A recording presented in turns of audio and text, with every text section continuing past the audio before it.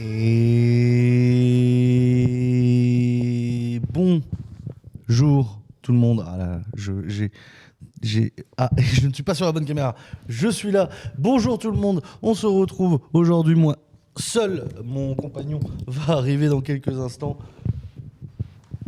Et résultat, je ne suis quasiment pas prêt. Comment va aujourd'hui? On se retrouve pour faire le débriefing de F8. Dès que mon partenaire de crime sera de retour, on a quelques problèmes de communication à l'intérieur des locaux, donc c'est toujours un peu compliqué de tweeter, faire la communication de cette séance. Mais ce n'est pas grave parce que je suis là avec vous. Aujourd'hui, débriefing de F8 et juste après, on va recevoir deux réalisateurs de la collection Courte 2, Courtrage mais 2. Hier, on a eu la chance aussi de découvrir une petite conférence à propos de comment fonctionne l'école Courtrage mais. Peut-être qu'on n'en parlera pas aujourd'hui, mais on en parlera un peu plus un moment dans la semaine. Attendez, je fais mes petits réglages parce que... Hop.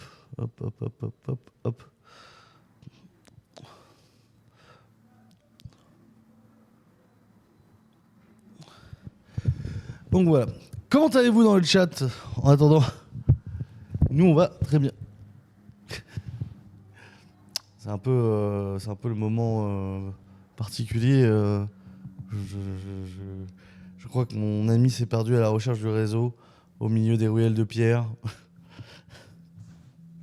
Bon, écoutez, je vais commencer sans lui. Pas de raison. Un peu moins on a un peu moins de ping-pong, on a un peu moins de répondants tout de suite dès qu'on est tout seul. Mais ça arrive. Hier en soir, en fait, on a eu un peu de retard aujourd'hui parce que hier soir, on a voulu aller faire un petit coucou à la soirée organisée par Courtrage. Mais oui, on était un peu dans la thématique Courtrage mais hier. Et résultat, F8 en premier de F8. Et il arrive tout frais comme un gardon. Il est là. Bonsoir. Bonjour, vous faites une émission, c'est ça? Une émission. Bien le bonjour tout le monde. Ça y est, c'est bon, je faisais un peu de com et tout. Faut que j'aille chercher internet dehors. Je remplissais les vides. J'ai changé des paramètres de réglage de cam et tout est dégueulasse. Tiens, je te laisse présenter F8. Pardon. Est-ce que tu as expliqué qu'F8, on a raté le premier film? Parce que pourquoi as-tu laissé le cheval à sa solitude? On peut pas vous en parler, on l'a raté. Voilà, tout simplement. Donc on va passer tout de suite à Supernova, qui est le film suivant. Un film de Leslie Lagier, donc film français, qui date de 2023 et qui dure 43 minutes. Donc résumé. Basile, 17 ans, veut changer le monde. Malik, 19 ans, agent de sécurité sur le site d'un entrepôt d'une multinationale, fait avec le monde tel qu'il va. Ces deux-là n'étaient pas vraiment faits pour se rencontrer. Pourtant, un concours de circonstances va les embarquer dans une aventure commune. Donc ouais, et c'est pas son premier film, je vois qu'elle a fait 1, 2, 3... 4, 5, 6, donc c'est son 7e film. Elle avait déjà une sélection film en région en 2016. Léa Lagier, d'accord. Donc, résultat, qu'est-ce qu'on en pense de ce petit court-métrage? Petit, c'est quand même un court-métrage de 43 minutes. 43 minutes. Mais c'est intéressant. En gros, c'est deux personnages, effectivement, on va dire que tout oppose, et qui vont se retrouver dans une espèce de road trip, voilà, un peu par la force des choses. C'est intéressant, hein. Moi, je disais, c'est un peu les valseuses. Alors, je vais le dire gentiment, sans le caractère subversif des valseuses, mais il y a ce côté deux types plus ou moins paumés qui marchent ensemble, on va dire ça comme ça. La différence, c'est que les valseuses, c'est vraiment des potes, alors que là, c'est une rencontre. C'est vraiment une rencontre entre deux mondes, deux personnages qui pourraient avoir la même analyse du monde, de comment vont les choses, mais qui n'ont pas le même comportement, la même réaction face à ça, quoi. Il y en a effectivement un qui va être plus, écoute, il faut ce qu'il faut, voilà, le monde il est pourri, mais c'est comme ça. Il y a un autre qui est plus idéaliste, qui est non, mais le monde c'est de la merde, il faut le changer, etc. Et qui lui essaye d'aller dans une ZAD. Et donc au fil de leur périple, ils vont croiser toute une galerie de personnages. En gros, c'est ça le film. Et c'est un film assez beau. Franchement, très beau, un 4/3 avec des compositions assez léchées. Et c'est chouette. C'était. Non, même pas, c'est même pas un 4/3, c'est un 1 sur 1. C'était un 1 sur 1, pardon. C'est un 1 sur 1. Parce qu'il y a beaucoup de 4/3, donc je commence à confondre. Il a dit pas mal de choses, mais résultat, je vais rajouter d'autres choses et je vais sûrement me répéter parce que j'ai à moitié écouté, parce qu'on a quelques petits problèmes techniques que j'ai sous les yeux qui m'angoissent légèrement et qui me déconcentrent encore. Je ne sais pas pourquoi. Voilà, je vous l'ai dit hier qu'il fallait que je fasse une mise à jour de tout mon PC, de tout le PC et de tous les checks. Et je ne l'ai pas fait. Résultat, oui, le film... non, ça me stresse. J'ai pas envie de parler. Je peux pas parler, en fait. Je peux pas parler. J'ai des problèmes de connexion réseau. Alors qu'on est en Ethernet. Voilà, j'aime bien... Pire en pire, cette histoire. Ouais. Ton PC, notre PC est en train de mourir. Alors qu'il est pas si vieux. Je reviens, je vais juste bouger un peu la box. Ok, alors ce que je peux rajouter, c'est que le film s'appelle donc Supernova parce que ce que j'ai trouvé assez intéressant, en fait, je vous ai dit que c'est 2 personnages, mais en vrai, on a le point de vue surtout d'un des 2 personnages qui est l'agent de sécurité qui fait la voix off, en fait, et qui va expliquer pourquoi il se retrouve embarqué dans cette aventure avec ce personnage-là qui lui rappelle son frère. Et il y a une phrase que j'ai trouvée assez touchante où donc il y a ce personnage-là d'idéaliste qui lui dit ouais, mais comment tu peux bosser pour ces connards, machin. Et ouais, en gros, est-ce que ça t'intéresse ce taf-là? Et il lui explique moi j'ai une richesse intérieure. Et j'ai l'impression que c'est un peu ça le film, c'est-à-dire qu'effectivement on est à la fois sur ce duo, mais aussi sur la richesse intérieure de ce personnage qu'on apprend à découvrir au fil du film, quoi. Ok. Alors, résultat, je vais donner mon avis, moi, un peu différent. J'ai bien utilisé l'utilisation du 1 sur 1. En fait, il y a des bonnes idées de mise en scène, surtout par rapport au plan large, où on est toujours très distant avec l'action. Et c'est vraiment quand il y a des moments un peu plus intimes de connexion entre les deux, où on va être sur des plans un peu moins éloigné, beaucoup plus proche, tout l'inverse, où on utilise un 1 sur 1 justement pour être plus concentré sur les sentiments. Il y a une très bonne utilisation des décors et c'est laborieux ce matin. Mais on est des poissards. Ça, c'est parce que tu mets du chauffage. Ah, mais c'est pour ça le problème. Le PC n'a pas de chauffage. Et résultat, le film était plutôt cool. C'était une chouette balade avec des propos intéressants. Donc on a ce jeune garçon antispéciste et cet autre jeune garçon qui, lui, en fait, a une vision très basique, très simple de l'envie et des besoins, qui est plus, moi j'ai besoin de vivre, donc je fais un boulot pour lequel j'ai besoin de vivre. J'ai pas beaucoup d'endroits où il y a du boulot, je vais là où je veux. Pendant que l'autre est en train de critiquer justement indirectement ses choix au niveau professionnel et que lui il est en mode ouais, mais si je bosse pas, moi j'ai rien. Donc c'est plutôt intéressant. Il y a un humour assez drôle de situation aussi qui marche plutôt bien. Voilà, je l'ai peut-être trouvé. Des fois, il y a beaucoup de plans séquences et qui se passent à distance. Sur des plans fixes et je comprends le besoin de montrer certaines scènes, de montrer certaines actions de cette manière, mais j'ai trouvé que des fois on avait un rythme un peu décousu par rapport à ce qui se passait, par rapport à ce qu'on voyait. Sinon, le film est vraiment une très chouette balade. Le côté les valseuses sans toute la problématique qu'on pourrait en avoir aujourd'hui est plutôt une bonne vision de la chose. Ouais, je regardais le timing des précédents cours, 23, 13, 16, 28, 24, et après l'avant-dernier, là, c'était 48. Tu vois, t'as mis le radiateur, tout de suite, le PC va mieux. MDR. Résultat, je n'ai pas. Donc résultat, attendez, je vais m'approcher de toi. Donc résultat, ensuite on passe au 8e jour de Flavie, Karine, Élise Desbouines, qui on t'appelle sur WhatsApp. Théo Duhautois, Alicia Massez, Agathe Sénéchal. France 2023, fiction animée de 8 minutes. Et ben je vais être tout seul et je vais en parler tout seul. Oui, je me doute que c'est notre invité. Il a fallu 7 jours pour créer le monde. Il n'aura fallu qu'un pour bouleverser son équilibre. Alors c'est une petite fiction animée assez courte qui m'a semblé un peu plus longue, mais pas dans le mauvais sens du terme.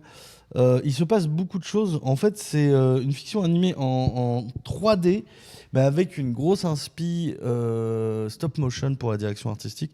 C'est-à-dire, on va être dans un univers fait de laine, de ficelle, de peluche. Et tous les êtres vivants, en fait, sont des êtres de peluche et de tissu, rattachés à un lien, un fil qui les unit tous, rattachés elles-mêmes à la rivière de la vie. Tout ce que je vous dis, c'est mes propres déductions. Il n'y a rien qui est expliqué explicitement. Mais sur le principe de rivière de la rivière, moi je tiens ça principalement donc je suis un weeb, je tiens principalement ça de Mushishi, qui est un animé manga anthologique où on suit semi-anthologique où on suit un personnage qui va de village en région pour régler des problèmes qui sont causés par des mushishi, qui sont des esprits inspirés des légendes des yokai japonais. Et donc dans un épisode, il y a toute une chose où on suit un personnage qui voit la rivière de la vie et qui voit les âmes être attachées à cette rivière de la vie. Et il y a un peu ça, sauf que à un moment, en fait, dans cette fiction, quelque chose va venir entacher cette rivière. Je ne saurais pas vraiment dire si c'est à cause de la civilisation ou de la modernité ou de l'humanité directement, mais alors qu'on était dans un cadre plutôt idyllique, de couleurs chamarrées, coucou Mimou, de couleurs chamarrées et de joie. Des fils sombres vont commencer à se répandre et contaminer indirectement les diverses espèces vivantes pour finir par les tuer une à une, qu'elles disparaissent et que même l'humanité finisse par disparaître. L'humanité qui n'apparaît que vers la fin en fait de ce court métrage pour finir par en fait complètement détruire Gaïa, détruire l'essence de la vie. Toujours est-il qu'encore une fois, qu'il n'y a pas de texte, pas de dialogue, tout est visuel. C'était vraiment très joli, très bien fait. À quelques moments, j'avais du mal à croire que ce n'était que de la 3D, tellement certaines textures, certaines animations avaient l'air réelles et proches de la stop motion. Donc voilà, une petite fiction, ma foi, fort sympathique.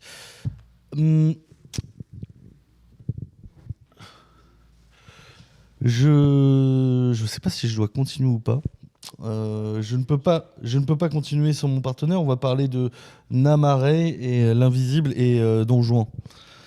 Donc je pense qu'il y a des choses à dire. Je pense qu'il y avait des choses à dire aussi sur le 8e jour, mais je crois j'ai à peu près fait le tour. Bon, je vais me retrouver tout seul. Résultat, on est sur Namare, l'Invisible, réalisé par Léa Jade.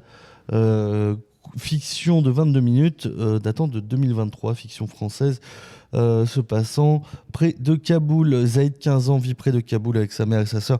Entre l'école, ses amis et ses loisirs, il semble s'épanouir dans une ville en ruine après la guerre. Mais lorsque sa mère lui annonce qu'il est temps de se marier, ses ambitions s'effondrent et le lourd secret de sa liberté doit cesser. Alors, c'est pas dit directement dans... j'ai peur de marcher sur des œufs en voulant parler de ce court-métrage. Il y a plein de choses intéressantes. Donc, ce court-métrage est réalisé par Léa Jade, qui a réalisé Matapan, qu'on avait beaucoup apprécié l'année dernière. Toujours concentré sur la jeunesse.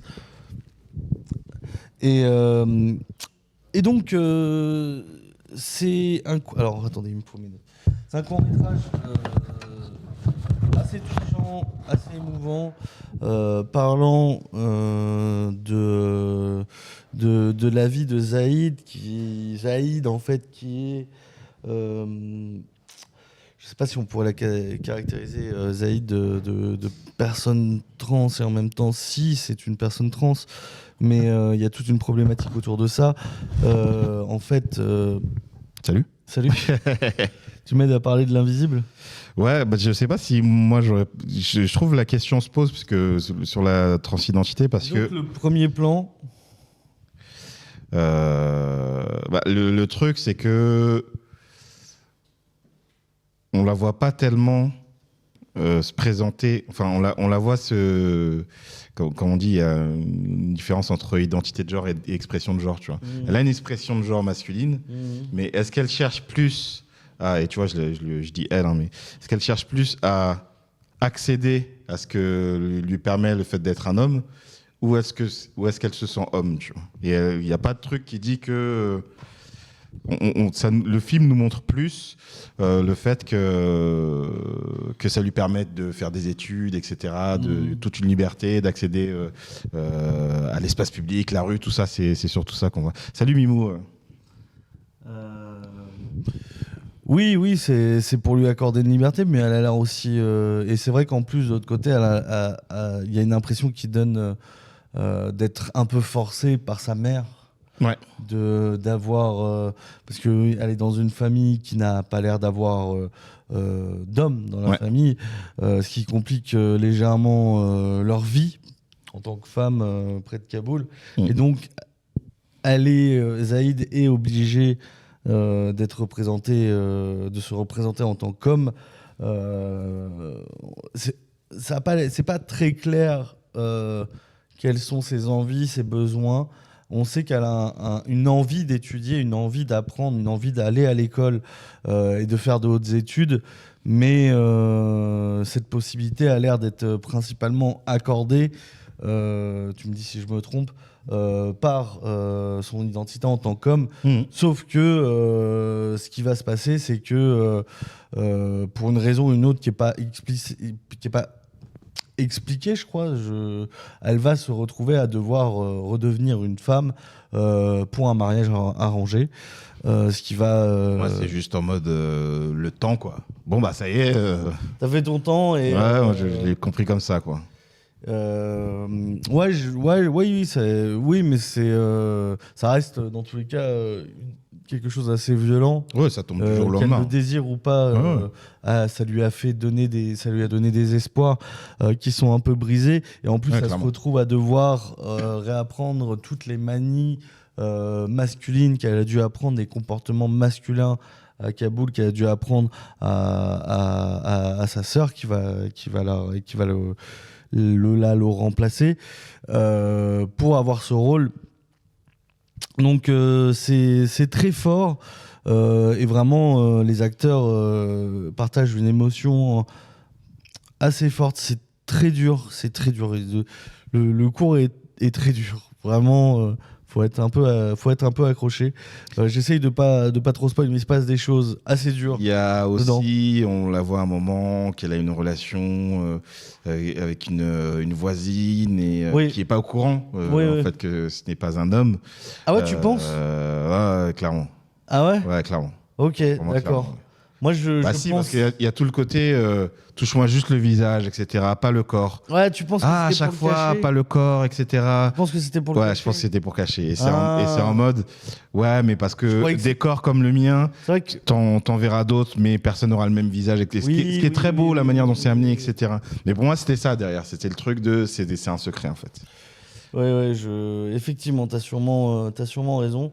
Mais tu vois, en fait, c'est vrai que comme, en fait, elle exprime très peu ses sentiments en fait dans le court métrage. A subi un peu plus la vie et comme je disais, le seule chose qu'elle exprime, c'est vraiment son besoin et son envie d'étudier. Donc oui, je l'ai peut-être mal compris, mais c'est très secondaire. En tout cas, ah oui, c'est juste. ce côté-là est pour moi avant tout aussi pour montrer une relation et comme quoi elle a quelque chose auquel s'attacher encore. Elle a plein de choses auxquelles s'attacher à cette fausse vie qu'elle a dû se construire. Mais ce que je voulais dire par là, c'est que on s'attache beaucoup à ce personnage. L'actrice est vraiment forte, hein, je trouve. En fait, je suis presque étonné qu'elle soit pas connue. Tu vois, il y a un truc vraiment, il y a un vrai niveau de jeu. Et enfin, pour moi, elle est pas connue. Ça se trouve, elle est plus que je ne crois. Hein. Et en fait, moi, j'étais tellement attaché à ce personnage qu'au moment du mariage, je me suis dit non, mais il va passer quelque chose. Peut-être elle va se marier avec la personne, la voisine, etc. Tu vois, j'avais des espoirs un peu absurdes par rapport à l'histoire qui nous est racontée, mais j'avais envie que ça se passe bien pour elle. Mais c'est compliqué.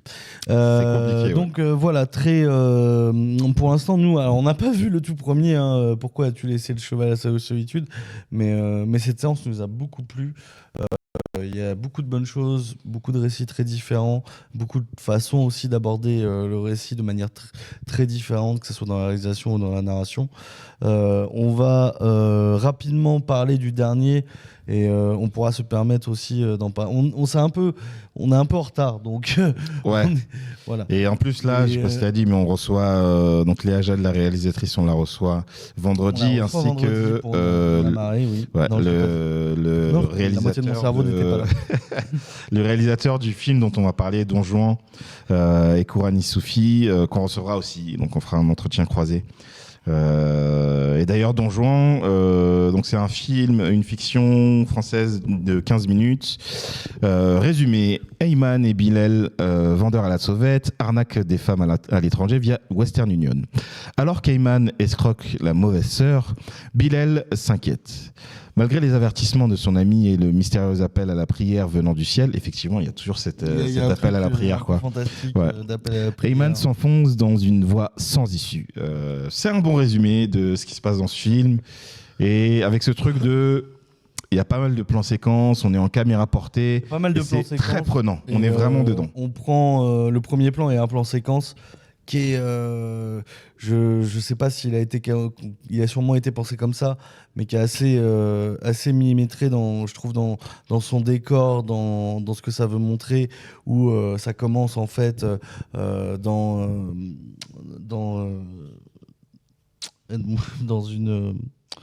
un taxiphone. Ouais. Dans un taxiphone très coloré avec des néons et tout, c'est très contrasté, et donc avec ce personnage qui est en jogging rose entièrement, en train de bonimentir au téléphone. Il sort, il rejoint son pote et il y a des échanges, ils achètent des clopes, et il y a un truc dans les décors, dans les échanges de regards, dans les angles de caméra qui y a un petit mood un peu il y a un mood un peu clip en fait, mais très impactant. On comprend direct les relations, les enjeux, comment ça se passe, et pendant un moment j'ai cru que le plan séquence n'allait pas s'arrêter, mais il s'arrête. Ouais, j'ai cru aussi. Ouais, j'ai cru aussi. Mais c'était très bien comme ça, c'était très bien. C'était très bien. Et très bonne intro. Et donc vraiment le film a non seulement une réalisation qui est très il y a quelque chose de très viscéral dans les mouvements de caméra portés, de très proche. Les mouvements, même s'il y a des plans séquences, il y a quelque chose de très vivant. Et vraiment, les deux acteurs, je trouve, crèvent l'écran. Ils ont, en même temps, c'est très focus sur eux, leurs sentiments, leurs ressentis et sur leurs problèmes, qui ont deux façons d'aborder les embrouilles et les galères très différentes. Il y en a un qui est beaucoup plus méfiant, un peu plus parano, et l'autre qui est un peu plus en non mais j'ai un plan pour le plan d'après et qui crée des quiproquos et des problématiques en fait autour de ça. C'est vraiment on avait envie d'en voir plus, je trouve. À la fin il y avait quelque chose de bien. très thriller, et ça se finit un peu sur une fin. C'est un peu bizarre. Cliffhanger, on va dire. C'est un peu une fin de cliffhanger. Mais on n'a pas de réponse en fait. Ouais. On n'a pas de réponse à certaines questions et c'est un peu frustrant, mais en même temps ça marche et ça marche très bien et on comprend, mais on comprend pas. Mais c'est vrai nous on a toujours besoin d'un peu plus de réponses. Ouais. C'est pour ça on va recevoir le réalisateur pour en parler un peu plus, et pour en discuter, parce que ça se trouve peut-être qu'on spoilera à ce moment-là un peu plus, parce qu'il y a des choses sur la fin on a envie de savoir. Mais voilà, très bonne séance, très bonne session, de tout, plein d'émotions. Et ouais, Don Juan, il y a vraiment quelque chose à faire avec ces deux personnages. Incroyable, les acteurs sont incroyables. Ouais, non, c'est très très cool, Don Juan. Sachant que l'année dernière, il avait réalisé Ikemi Varos Babalaret. On a été enterré nos pères, qui avait eu le prix SACD de l'œuvre de fiction, voilà, ici à Clermont. Qu'on n'avait pas vu. Qu'on n'avait pas vu, pour le coup. Ouais. On ne peut pas tout voir. Enfin bref, sur ce, on a fini avec cette séance. Désolé pour la VOD, désolé pour le chat. C'était un peu compliqué, on a quelques complications techniques dues à... la vie, quoi. Je sais pas, la vie. En plus, Internet. On a commencé en retard parce que hier on est sorti. On a fait l'erreur de vouloir sortir et de sociabiliser à la soirée de Courtrajmé. Il y avait Courtrajmé qui faisait une block party. et résultat, on s'est couché un peu tard. Ouais, c'est vrai. Et voilà, mais tous à l'appartement. Ouais, clairement. Donc voilà, donc en plus on doit partir tous ensemble synchro parce qu'on n'a qu'une clé dans ce Airbnb qui est incroyable, mais on n'a qu'une clé pour 4. Ouais, c'est pas beaucoup. Ouais. Enfin bref, sur ce, on va se prendre une petite pause de 5-10 minutes histoire de reprendre un peu nos esprits, un peu de repréparer le set. Ouais. Et on va recevoir nos invités. Et on est à vous. À tout de suite. Hop.